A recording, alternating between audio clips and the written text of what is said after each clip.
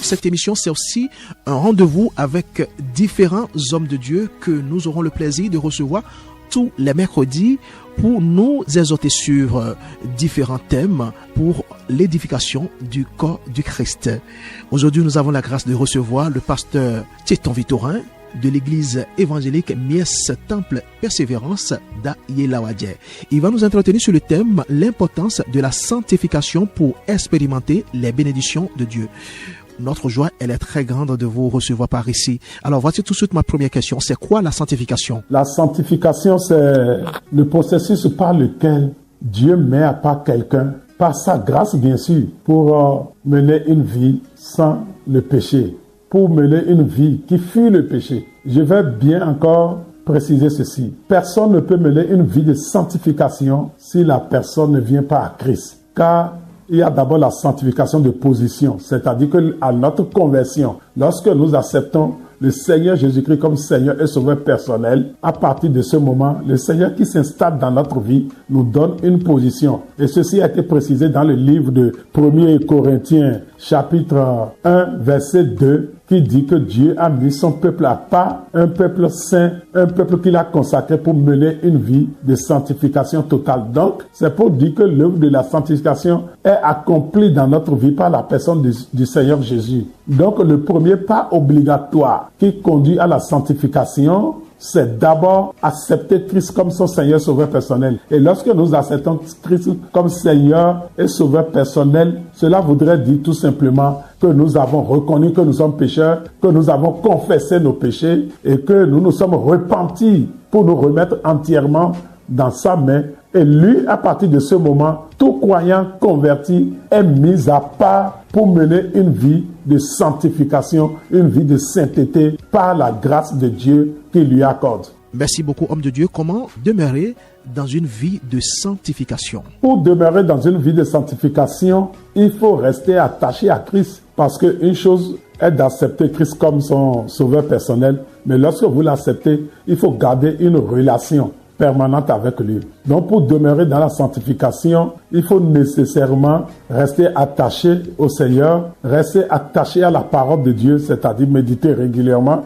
la parole de Dieu et avoir une vie de prière constante, prier régulièrement comme la parole de Dieu nous l'a demandé dans le livre de Thessaloniciens, prier sans cesse. Parce que la prière nous met dans une dépendance totale avec ce Seigneur et c'est lui qui produit tout en nous. Comme il a dit dans le livre de Jean, dans son chapitre 15, il dit, vous êtes les sarments, moi je suis le sarment, vous êtes les branches. C'est-à-dire, lui il est le tronc, nous sommes les branches. Et à partir de là, il dit, vous ne pouvez pas porter de fruits sans moi. Vous ne pouvez pas porter de fruits sans moi. C'est pour dire, vous ne pouvez pas mener une vie de sanctification sans moi. Pour mener une vie de sanctification, il faut rester attaché à Christ, il faut rester accroché à Christ, il faut méditer régulièrement sa parole, il faut mener une vie de prière constante. Et à partir de là, il n'y a pas de problème, le Seigneur va continuer à glorifier son nom dans notre vie. C'est très très important.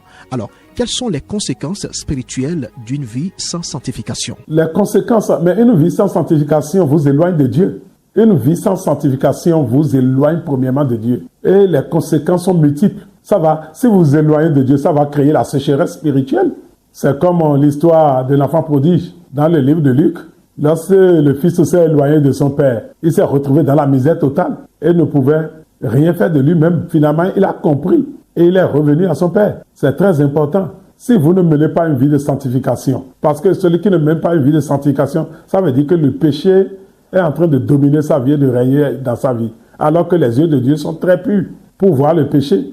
Les yeux de Dieu sont très purs. Dieu ne regarde pas le péché. Dieu merci, parce qu'il a envoyé son Fils Jésus-Christ, qui est mort pour nos péchés, qui a versé son sang. C'est pour cela qu'il faut rester attaché, accroché à lui, pour pouvoir continuer à mener sa vie de sanctification. Maintenant, si nous nous éloignons de lui, ça va créer la misère totale.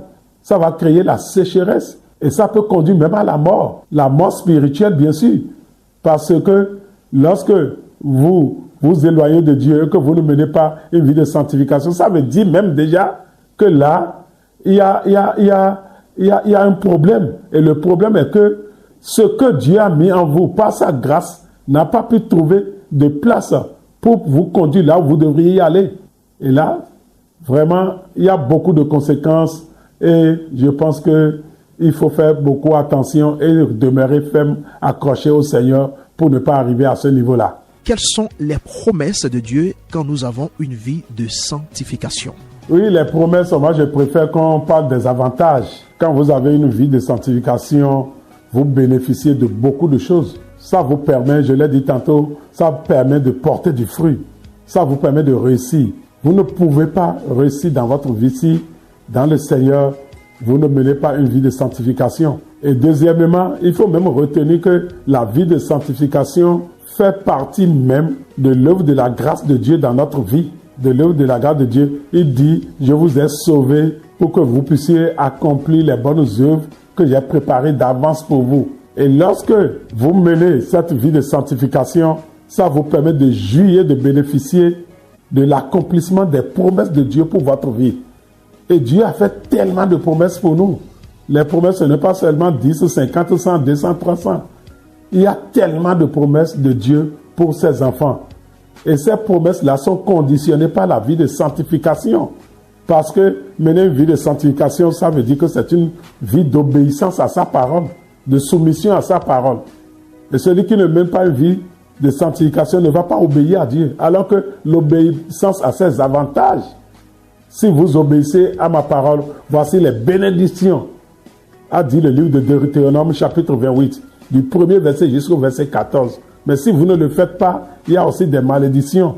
Donc, en termes clairs, il faut savoir que lorsque nous menons une vie de sanctification, ça facilite l'accomplissement des promesses de Dieu pour notre vie. Regardez, il y a un homme, un jour, à qui le prophète est allé voir pour aller dire, c'est le roi Ézéchias, pour lui dire, tu vas mourir de ta maladie. Il était malade, on lui a dit, tu vas mourir. Mais Ézéchias a laissé partir le prophète, mais il s'est tourné vers Dieu pour dire, j'ai marché droit devant toi. Autrement dit, tu m'as mis à part, j'ai mené une vie de sanctification, je ne peux pas mourir comme ça. Immédiatement, Dieu dit, ah, tu viens de me rappeler quelque chose. Alors mon fils, tu ne mourras pas. J'ajoute encore 15 années à tes jours sur terre. C'est formidable. Ce n'est pas forcément un mérite, hein, mais déjà, il a rappelé au souvenir de Dieu qu'il a été mis à part pour mener une vie qui glorifie son nom. Et lorsque Dieu voit effectivement que quelqu'un est en train de mener une vie qui glorifie son nom, il lui donne la longévité, il lui donne la bénédiction, il lui donne le succès. Tout ça là, c'est les avantages de la vie de sanctification. Parce qu'il ne nous a pas mis à part pour que nous souffrions, mais il nous a mis à part pour que nous puissions vraiment vivre heureux et dans le bonheur sur cette terre. Voilà, nous sommes au thème de cette exhortation. C'était bien sûr le pasteur Tieton Victorin qui nous exhortait sur le thème l'importance de la sanctification pour expérimenter les bénédictions de Dieu. Merci beaucoup, homme de Dieu, et on va se retrouver ici encore sur cette radio pour une autre exhortation avec vous. Nous allons poursuivre cette émission et cap sur la prochaine rubrique.